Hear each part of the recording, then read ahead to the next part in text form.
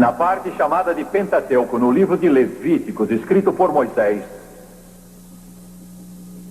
há uns 3.500 anos atrás, Levítico, capítulo 10, versículo 1, Nadab e Abiú, filhos de Arão, tomaram cada um o seu incensário e puseram neles fogo. E sobre este incenso, e trouxeram fogo estranho perante a face do Senhor, o que lhes não ordenara. Quero ler de novo a frase, e trouxeram fogo estranho perante a face do Senhor, o que lhes não ordenara. Então saiu fogo de diante do Senhor e os consumiu, e morreram perante o Senhor. E falou Moisés a Arão, isso é o que o Senhor disse: mostrarei a minha santidade naqueles que se chegarem a mim, e serei glorificado diante de todo o povo. Porém Arão se calou. Quero usar como tema hoje, do versículo 1, duas palavras: fogo estranho. O único poder que Deus reconhece é o poder do Espírito Santo, enquanto que o único poder que é reconhecido hoje pela maioria dos crentes, é triste dizer, é o poder do homem. Deus faz a sua obra pela operação do Espírito, enquanto que líderes cristãos tentam realizar a deles pelo poder do intelecto e do treinamento. Uma personalidade brilhante tomou o lugar da inspiração divina, mas só aquilo que é feito através do poder do Espírito Eterno é que vai permanecer.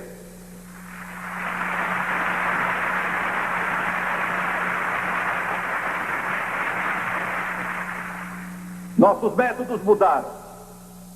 Houve um tempo em que o pregador se prostrava diante de Deus com lágrimas rolando pelo rosto, e ele chorava e implorava a Deus que o enchesse com o Espírito Santo e lhe desse a mensagem do alto para que ele alcançasse as pessoas. Mas hoje marcamos hora para aconselhamentos.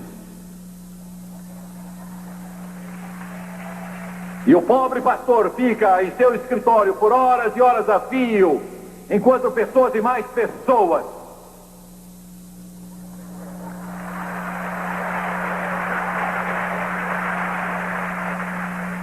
derramam sobre ele todo o lixo de sua mente. E isso tem causado a queda de pastores mais do que qualquer outra coisa. Estão ouvindo? Pode colocar os títulos junto com o seu nome, dizer que é um psicólogo, estabelecer o seu consultório e tomar o lugar do Espírito Santo, mas amigo, você é um substituto muito fraco.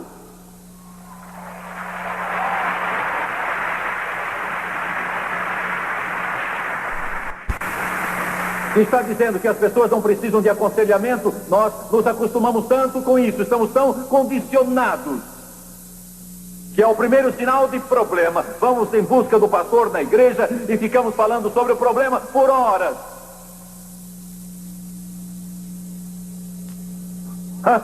Não funciona. Se você pregar esta palavra sobre o poder do Espírito Santo, não há um problema na congregação que a palavra não possa resolver. Prega com poder, prega com unção, prega com unção santa, prega até que atinja os corações dos homens e mulheres que estão ouvindo. Pregue até que os diabos tremam, o inferno trema e o pecado se vá e o escravo seja liberto, porque essa palavra ainda liberta o cativo.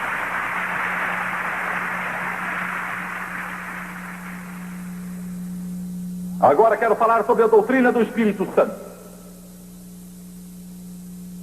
Você diz, pensei que você estava falando sobre o Espírito Santo. Sim, mas recém comecei.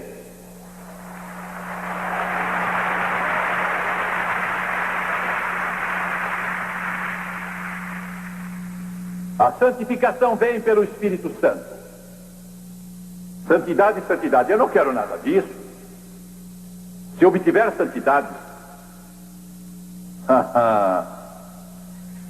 vou ter que parar com o meu joguinho ou a loteria esportiva Vou ter que parar de assistir a minha querida novela.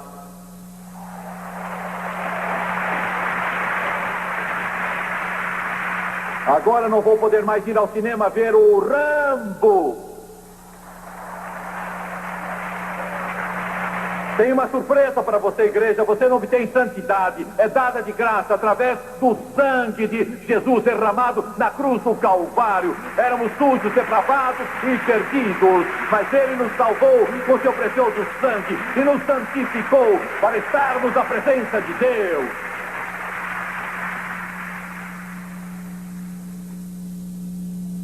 Tenho algo para ajudá-los. Em Atos 15, 29, não precisam procurar, está lá.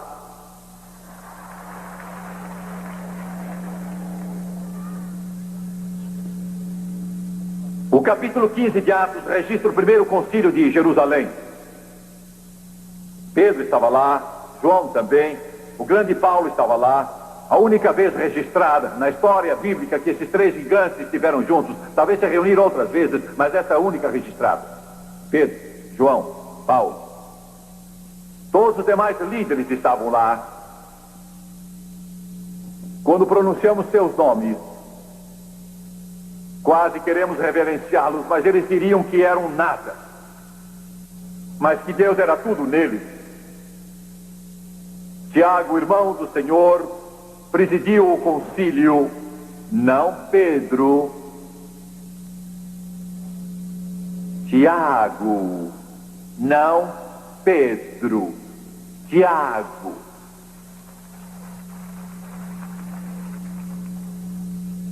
Você não sabe do que eu estou falando, mas logo saberá.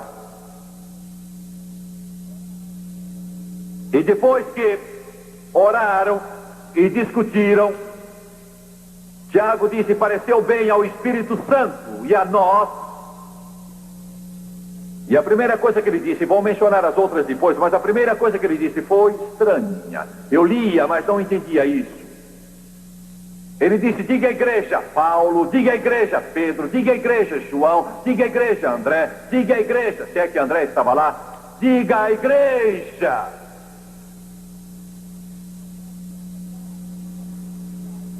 Que não deve comer carne oferecida a ídolos. Mas o que é isso? O que isso tem a ver conosco hoje, nessa época esclarecida, culta, refinada? Não tem nada. Sim, tem. Eu vou lhe mostrar. O Espírito Santo explicou perfeitamente. Não tenho tempo para entrar em detalhes, mas quero dizer isso. Ele disse: não como carne oferecida a ídolos, não como nada estrangulado, não como sangue, não cometam fornicação. Na verdade, o Espírito Santo falou sobre a responsabilidade do homem para com o mundo, sua responsabilidade para com seus semelhantes, sua responsabilidade para com Deus e sua responsabilidade para consigo mesmo. Mas o que eu quero trazer à sua atenção é que eles tinham um número enorme de deuses do mundo romano, emprestados da cultura grega. Eram tão maus, sujos, imorais, pervertidos e podres que desafia a descrição. Na cidade de Corinto, dizem que havia milhares de prostitutas, as mulheres mais lindas da terra, e meninos também. E não estou dizendo que se ofereciam nas ruas, eles serviam seus deuses nos templos. E havia templos em cada esquina de Corinto. Eram tão perversos que, quando uma pessoa se tornava suja, perversa e imoral, ela se tornava um Corinto. Eles cometiam tudo que é ato imoral, e gente de todo o império ia lá para adorar o seu Deus Júpiter, seu Deus Saturno, seu Deus Marte, e milhares de outros, e se envolviam em práticas imorais. Quando ofereciam seus sacrifícios, os touros e cordeiros, eles marcavam a carne com as palavras oferecido ao deus Júpiter, oferecido ao deus Marte, oferecido ao deus Saturno, e assim por diante. E então a vendiam no mercado, e quando o povo via os pedaços de carne pendurados com aquela marca, era muito especial, porque era uma oferta feita ao deus Júpiter, ou quem quer que fosse, e eles achavam que quando comiam aquela carne, através daquilo, eles estavam entrando em comunhão com aquele Deus. Na verdade, espíritos demoníacos estavam por trás dessa perversão. Ouçam agora. Você diz, eu não entendo. Eu estou falando sobre a doutrina do Espírito Santo. Quero dizer uma coisa. Por séculos a igreja se colocou contra toda forma de entretenimento mundano, reconhecendo que tudo isso era apenas um desperdício de tempo, um refúgio da perturbadora voz da consciência, um ardil para desviar a atenção da responsabilidade moral. Mas agora a igreja parece ter decidido que, como não conseguiu conquistar o grande Deus da diversão, então por que não unir suas forças com ele e assim então tirar proveito do seu poder? Ouçam.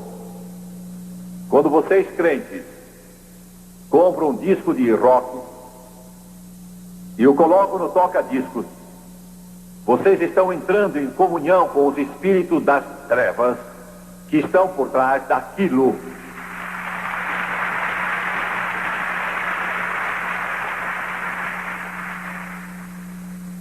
Quando você pega o seu dinheiro e vai a um cinema e senta, eu estava vendo hoje, não vejo um guia de TV há anos, mas havia um no quarto do hotel. Eu o apanhei, olhei para cá, anunciavam filmes que seriam apresentados, acho, nas estações de TV aqui. E todos os filmes feitos recentemente, desde 1980 em diante, todos, eles apresentavam, cada um deles, nudismo, linguagem suja, violência. Quando você compra uma entrada e entra e senta ali, você está entrando em comunhão com os espíritos demoníacos que estão promovendo essa sujeira que faz mais para destruir a fibra moral de todas as nações do mundo do que qualquer outra coisa. Estão entendendo? Ouviram bem? Quando você senta e toma um copo de vinho, ou então uma cerveja, e você diz, é bom para a minha saúde,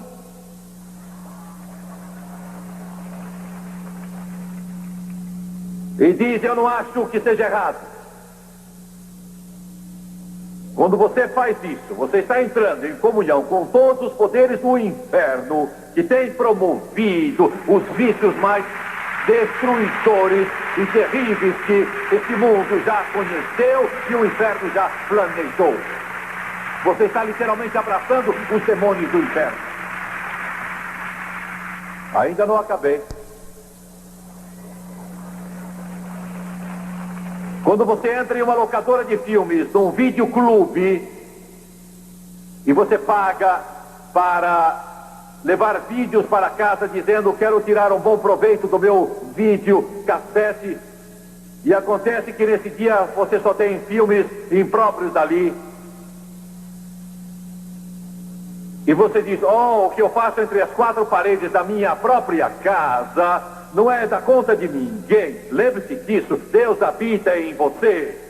Deus habita em você. Você não está fora do seu alcance. Ele está com você 24 horas por dia. E o seu corpo é o templo do Espírito Santo. E sua mente é o receptáculo das boas coisas de Deus.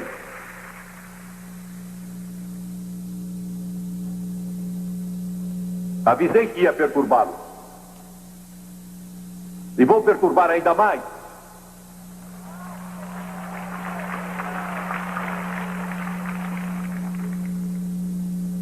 Quando você compra entradas para ver o jogo do Corinthians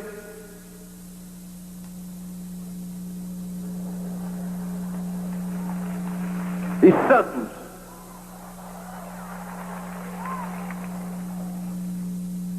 eu não preciso ouvir isto, mas sabe, vocês estão aqui porque querem estar e vieram ouvir minha pregação.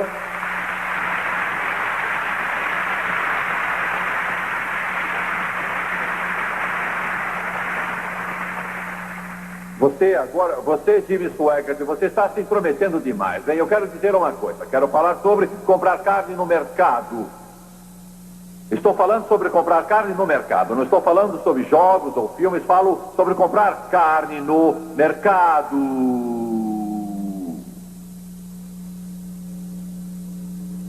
E quando você se senta para assistir um jogo, e eu não estou criticando, não me importa por que você torce, mas em geral o ambiente está cheio de palavrão e blasfêmia, isso acaba entrando em sua mente e afetando você. Não estou dizendo o que deve fazer, apenas digo, lembre-se, você está em parte abraçando um espírito das trevas. Você diz logo, você vai dizer que eu não posso fazer nada.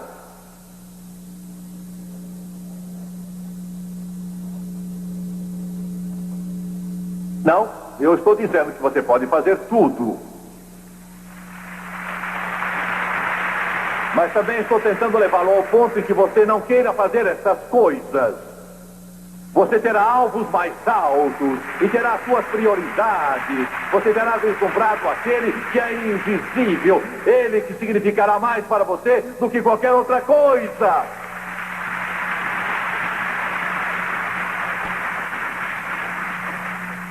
Em nossas igrejas, hoje em dia, estamos gradualmente sucumbindo a uma filosofia antissobrenatural. O que quer dizer com isso? O que quer dizer filosofia antissobrenatural? É que estamos substituindo o que é sobrenatural por diversão e métodos. Substituímos por nosso fogo estranho diante de Deus. Uma igreja cristã sem o poder do Espírito Santo, sem a operação dos dons do Espírito, é uma imitação. Deus não levantou os movimentos cristãos para serem como os outros demais.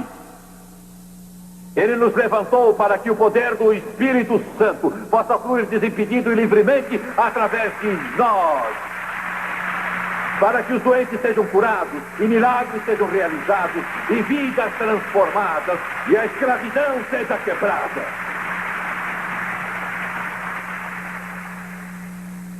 No outro dia, em nossa igreja em Baton Rouge, num domingo à noite, nós chamamos a plataforma pessoas que foram libertas da bebida, foram alcoólatras, completamente, sem esperança, viciados, que tinham sido prisioneiros dos poderes do inferno.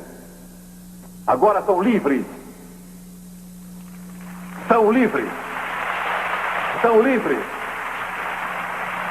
E eles não vão por aí dizendo, são alcoólatras, sempre serão alcoólatras.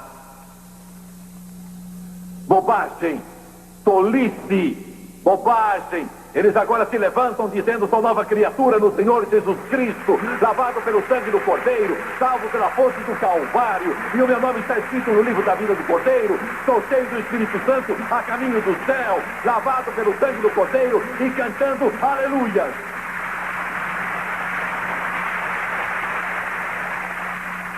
Liguei a televisão outro dia, vou começar a assistir Hollywood para variar. Agora esse programa de televisão, um programa cristão, o convidado estava dizendo, não importa qual o nome do Deus em que você crê, ou qual é a religião, quer seja o Deus hindu, o Deus budista, ou muçulmano, ou cristão, é tudo o mesmo. Isso tudo é uma grande mentira.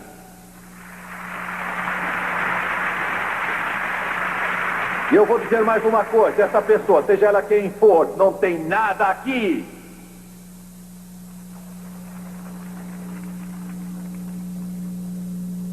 Há somente um Deus. Um Deus. Um Deus. O único Deus e Pai de todos nós, os salvos pelo sangue do Cordeiro. E então o pregador e apresentador do programa mostrou o livro que aquele cara tinha escrito e disse: você precisa procurar esse livro em sua livraria, já está impresso e ele é muito bom.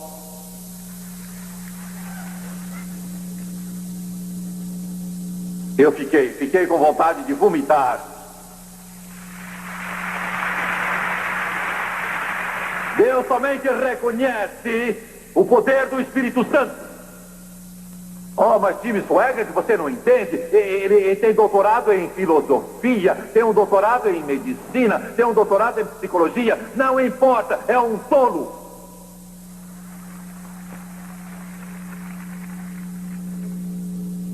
A doutrina das Escrituras, a doutrina do Espírito e agora a doutrina de Cristo. Nós não podemos esquecer. Ele é Deus. Ele é Deus.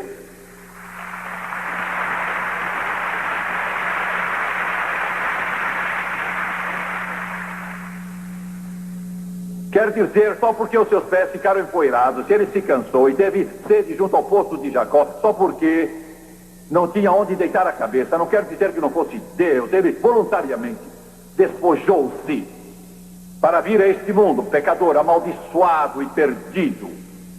E ele era Deus. Oh, eu quero vê-lo e contemplar sua face e cantar para sempre da sua graça salvadora. E nas colinas da glória vou erguer minha voz, todo cuidado esquecido, eu terei chegado ao lar de eterno regozijo. Sua vida hoje não é mais enfatizada. Estão ouvindo? Muitos já não proclamam mais o seu breve regresso. E a prosperidade do aqui e agora é que é enfatizada.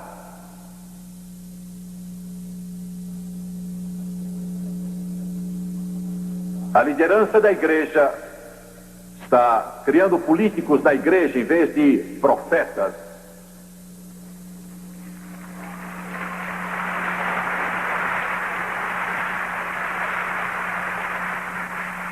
Os movimentos cristãos hoje estão se desviando, porque não estão sendo pastoreados por pastores e sim por ovelhas.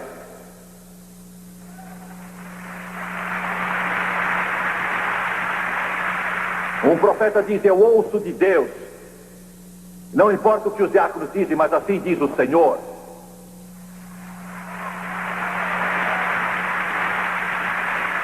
O profeta diz: você não gosta do que eu prego, sinto muito, mas estou pregando o que Deus me deu. O político de igreja diz: como eu posso satisfazer a todos e não magoar ninguém? Ele tinha 25 anos, estava no vigor da vida, mas era um bêbado. Se mencionasse o nome, a maioria das pessoas no mundo cristão saberiam quem ele era. Está com Jesus agora. Mas ele nada sabia de Deus.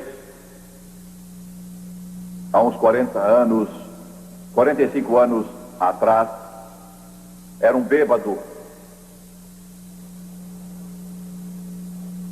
Vivia nos bares. Os médicos finalmente disseram: se você se embebedar mais uma vez, morre. Não podemos fazer mais nada, disseram a sua mãe. Não podemos fazer nada.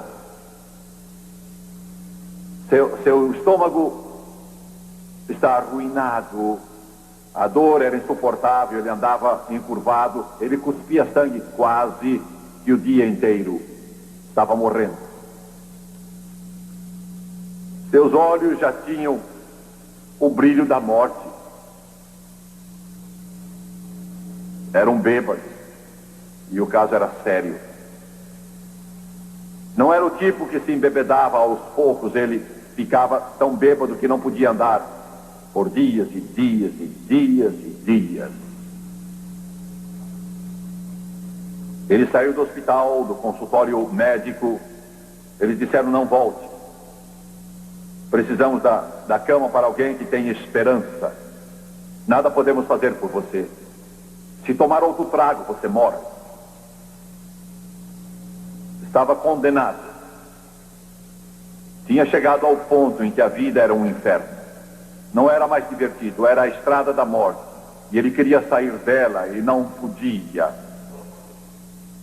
Ele entrou no carro. Foi em Fort Worth, Texas. Ficou rodando. Estava chorando. Não sabia quem era Deus. Se falava sobre Deus, era para blasfemar. Estava tão acostumado que já nem percebia quando o fazia.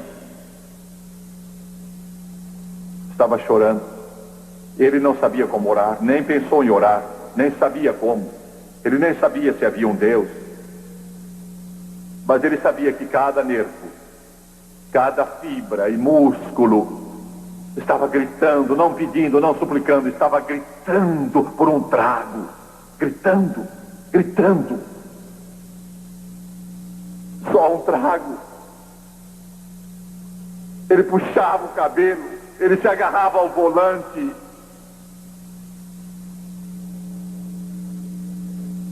Nem sabia para onde estava indo, apenas guiando o carro pelas ruas. E ele passou pelos bares onde tinha parado tantas vezes. Podia sentir o gosto da bebida na língua. Ele podia até sentir o gosto do uísque puro e diminuía a marcha. E então ele dizia, ele gritava para si mesmo: vai morrer!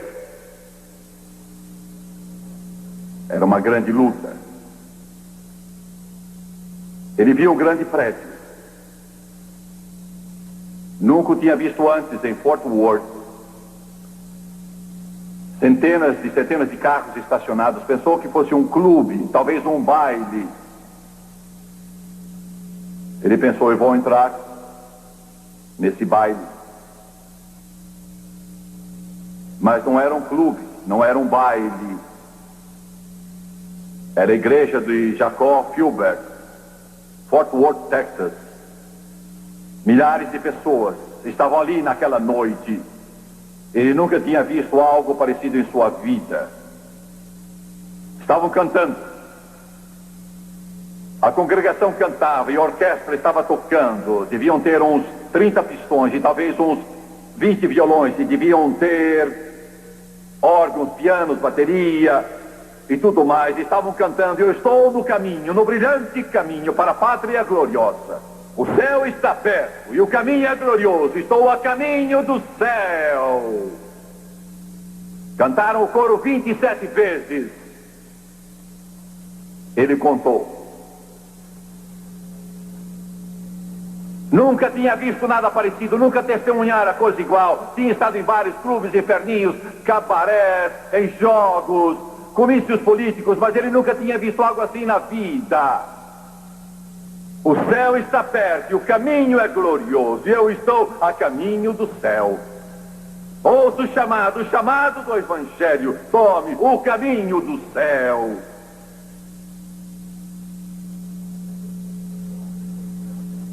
Em frente vou, regozijando em seu amor. Eu estou a caminho do céu. Ele ficou ali. Então ele começou a tremer. Não era delírio tremens. Era o poder do Espírito Santo.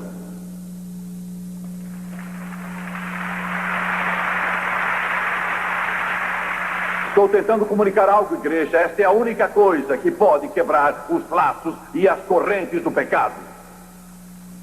Nosso fogo estranho não fará. Precisa vir do altar de bronze.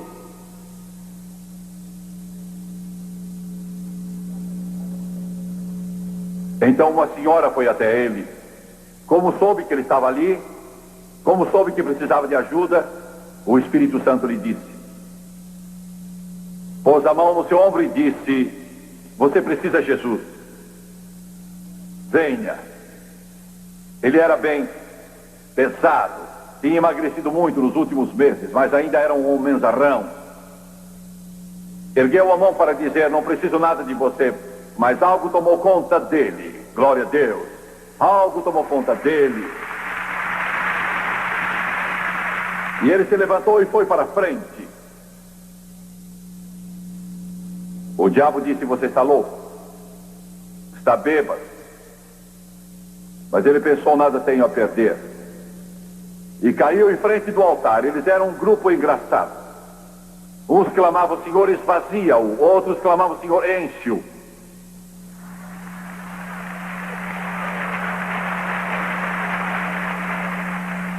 Glória. Mas em poucos minutos o poder caiu. Vocês entendem isso, pregadores? O poder veio. Você diz: bem, vocês pentecostais, isso é próprio de vocês. Bem, amigo, é melhor você se unir a algo que tem poder. O poder caiu. O poder veio. O poder veio. Precisamos desse poder. De que poder você está falando? Falo do poder do Espírito Santo. Falo sobre o poder que pode libertar você. E o poder o derrubou ao chão.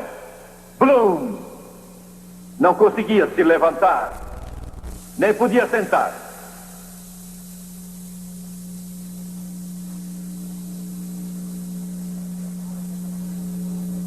E às 10 horas daquela noite, Jesus o salvou.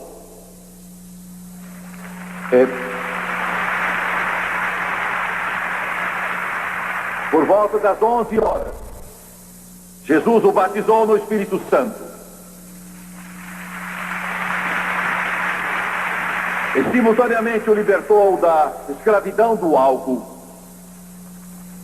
À meia-noite ele se levantou embriagado, mas não com licor, ou cerveja, ou uísque, ou cachaça, ou isso,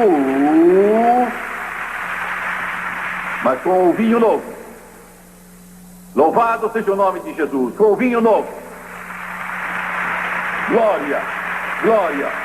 E você diz tudo isso num só culto. Estou falando sobre o poder do Espírito Santo. O poder do Espírito Santo. Nada de fogo estranho ali. Ele entrou no carro, foi para casa, estava cantando aquele mesmo corinho. Eu estou no caminho, no brilhante caminho para a pátria gloriosa. E agora estava nele, o céu está perto e o caminho é glorioso. Estou a caminho do céu. Chegou em casa, a porta trancada, ele tocou a campainha. A mãe veio até a porta, ela ouviu parado ali, o cabelo em desordem, a gravata desmanchada, sem o casaco. Ela disse: oh não, você bebeu de novo.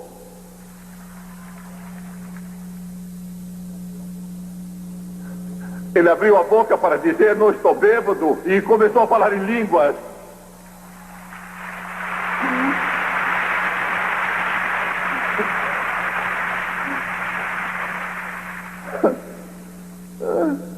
Tornou-se um dos maiores evangelistas do mundo, contando a história de Jesus.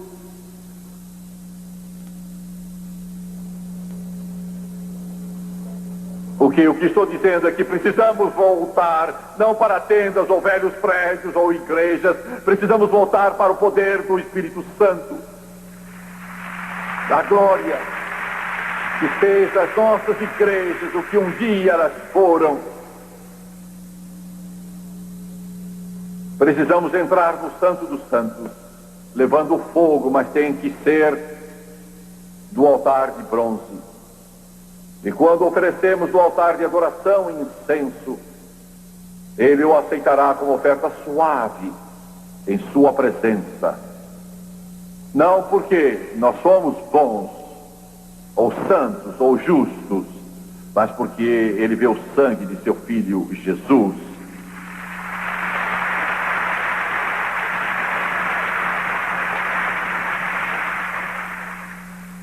Curve a cabeça.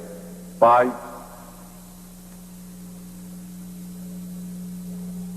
opera neste lugar hoje. Opera, ó Deus, como operaste nos dias do passado. Faz-o de novo. Peço que fales ao coração que está solitário, quebrantado ou magoado. Peço que fales ao pregador que está faminto e sedento pela água viva. Peço que fales a essa alma que tanto precisa de Jesus. É de Jesus que ela precisa. Peço-te, ó Deus, que nos deixes entrar no Santo dos Santos, sem medo, mas com fogo do altar de bronze, o sangue de Jesus. Opera com poderosa convicção neste auditório e na vida dos milhões, dos muitos milhões que estão assistindo pela televisão. As cabeças curvadas, os olhos fechados.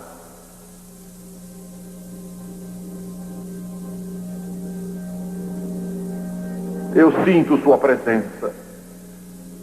Quero que todo crente neste lugar ore. Você está orando não só pelos que estão aqui, mas está orando pelos milhões e milhões e milhões que assistem pela televisão. Quantos deste auditório, entre os milhares aqui, dizem: Jimmy Swaggart, preciso de Deus, não estou vivendo direito e não quero essa religião vazia, carnal, que se faz passar por santidade. Eu quero o que é real. Eu quero Jesus. Quantos vão erguer a mão? Ore por mim. Não vou constranger você. Aqui embaixo primeiro. Quero que todos aqui se levantem.